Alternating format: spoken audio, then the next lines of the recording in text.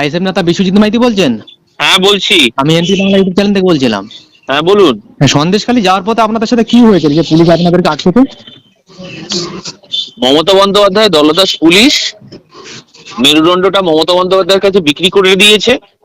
সেই দলদাস পুলিশ আসল তথ্য ঢাকার জন্য এবং বাংলার মহিলাদের যে ইজ্জত লুণ্ঠন করছে তৃণমূল কংগ্রেস এবং মমতা বন্দ্যোপাধ্যায়ের পুলিশ এই শাহজাহান শেখদের বাঁচিয়ে রেখে দিয়েছে। এই শাহজাহান শেখ, শিবপ্রসাদ হাজরা, এরা দিনের পর দিন সন্দেশখালীর মায়েদের বোনেদের পার্টি অফিসে ডেকে দিনের পর দিন ধর্ষণ করেছে।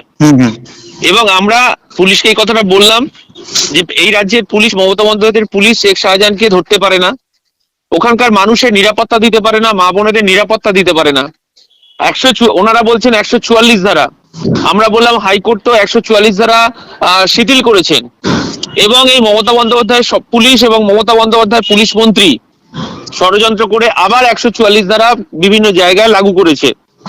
এবং আমরা বললাম আমরা বোম পিস্তল গুলি কিছু নিয়ে আসিনি, আমাদের কাছে একটা কলম আছে, কলমটা আপনাদের কাছে জমা যদি রাখতে হয় কলমটা জমা রেখে দেবো আপনাদের কাছে, আপনারা আমাদেরকে যেতে দেওয়ার ব্যবস্থা করুন। নির্যাতিত যারা মায়েরা বোনেরা আছে তাদের সঙ্গে আমরা কথা বলতে চাই। এবং এই দলদাস পুলিশ আমাদেরকে আটকায় না যাতে, আমাদেরকে কোনো মতেই ওখানে ঢুকতে দেওয়া হয়নি। এবং আমাদের পার্টির চেয়ারম্যান নওশাদ সিদ্দিকীর কথা মতো আজকে যেহেতু পশ্চিম বাংলায় ছাত্রছাত্রীরা, সর্বধর্মের ছাত্রছাত্রীরা আজকে একটা উৎসবে মিলিত হয়, সরস্বতী পূজা, স্কুলে স্কুলে সরস্বতী পূজা চলছে, একটা উৎসব চলছে। এবং আমরা বলে এসেছি এসপি কে এবং নাজার থানার ওসি কে বলে এসেছি যে আজকে ট্রেলারটা দেখিয়ে গেলাম এবং পিকচার বাকি আছে। আমাদের দলের চেয়ারম্যান সহ আমরা হাজার হাজার মানুষ আমরা সন্দেশখালীতে ঢুকবো, মা বোনেদের ইজ্জত কিভাবে রক্ষা করা যায় সেটা আমরা দেখবো। তখন দেখবো মমতা বন্দ্যোপাধ্যায়ের কথা পুলিশ কত গোলাগুলি আছে। এই কথাটা বলে আজকে সরস্বতী পুজোর কথা মাথায় রেখে আমরা আমাদের আন্দোলন প্রত্যাহার করে আমরা পুলিশকে বলে এসেছি আমরা যে আবার আসছি। যেভাবে সন্দেশখালী মহিলাদের উপর জুলুম অত্যাচার করছে, কি মনে হয় আগামী দিনে এদেরকে মানুষ ভোট দেবে? দেখুন, 2023 সালের পঞ্চায়েত নির্বাচন একটা লুটের পঞ্চায়েত হয়েছে। তৃণমূল কংগ্রেস সেন্ট্রাল ফোর্সকে বসিয়ে রেখে তৃণমূল কংগ্রেসের লেঠেল বাহিনী এবং পুলিশের একটা অংশকে কাজে লাগিয়ে গরিব খেটে খাওয়া শ্রমজীবী মানুষের পঞ্চায়েত ভোট লুট করেছে। 70খানা প্রাণ চলে গেছে, সে যে রাজনৈতিক দলেরই হোক না কেন, 70টা প্রাণ বিসর্জন গেছে।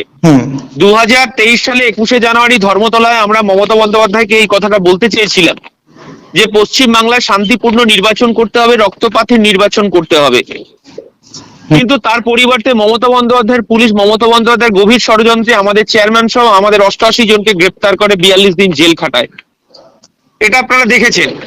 তারপরেও পঞ্চায়েত নির্বাচনে ভোট লুট করেছে, 70টা প্রাণ গেছে। এই নির্লজ্জ মুখ্যমন্ত্রী, যিনি গণতন্ত্রের কথা বলতেন, যিনি দলতন্ত্র খতম করার কথা বলতেন এবং গণতন্ত্র প্রতিষ্ঠা করার কথা বলতেন, সেই মমতা বন্দ্যোপাধ্যায় পশ্চিম বাংলার গণতন্ত্রকে হত্যা করছেন। এবং এটা সন্দেশখালী নয়, সারা পশ্চিম বাংলায় আজকে ছাই চাপা যে তুষের আগুন জ্বলছে। এবং যে আজকে মমতা বন্দ্যোপাধ্যায় 500 টাকা থেকে 1000 টাকা লক্ষ্মীর ভান্ডার করে বাংলার মায়েদের বোনেদের ইজ্জতকে কিনতে চেয়েছেন, কিন্তু সন্দেশখালীর আমার মা বোনেরা তারা রাস্তায় দাঁড়িয়ে এই সরকারের বিরুদ্ধে ধিক্কার জানিয়ে তারা তাদের আত্মরক্ষার জন্য তারা হাতে বাঁশ লাঠি ঝাঁটা তুলে নিয়েছে এই সন্ত্রাসকারী তৃণমূল কংগ্রেস এবং এই প্রশাসনের বিরুদ্ধে।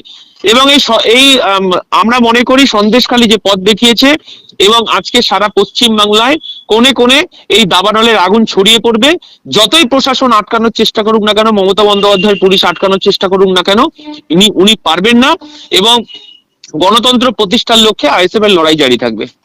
কিন্তু দাদা, সন্দেশখালী ঘটনা নিয়ে বাংলার বাইরেও কিন্তু মানুষ থুতু ফেলছে, যে বলছে যে বাংলায় ক্ষমতায় একজন মহিলা, সেখানকার মহিলার উপর কেন অত্যাচার হচ্ছে। বাংলার বাইরেও মানুষ থুতু ফেলছে। আজকে এই খাকিধারী পোশাক পরা পুলিশ, যে পুলিশ আজকে পশ্চিম বাংলায় যারা ধর্ষিতা হচ্ছে তাদের পরিবারেরও ট্যাক্সের টাকা আছে, গরিব খেটে খাওয়া শ্রমজীবী পশ্চিম বাংলার সমস্ত সাধারণ মানুষের করের টাকা এই খাকি পোশাকটা পড়ছে। আজকে খাকি পোশাক উর্দিধারী পুলিশকে দেখে আমাদের ঘৃণায় গা শিরশির করছিল। আমরা ওদেরকে পরিষ্কারভাবে পুলিশ প্রশাসনকে বলে এসেছি যে এইভাবে গণতান্ত্রিক আন্দোলনকে রোখা যাবে না। আমরা সন্দেশখালীতে আমরা মা বোনদের সঙ্গে কথা বলতে চাই, তার সত্ত্বেও আমাদেরকে আটকেছে। আমরা পরিষ্কারভাবে বলে এসেছি খাকি পোশাক খুলে তৃণমূলের ঝান্ডা ধরে রাস্তায় থাকুন। ওকে দাদা, ধন্যবাদ। ঠিক আছে।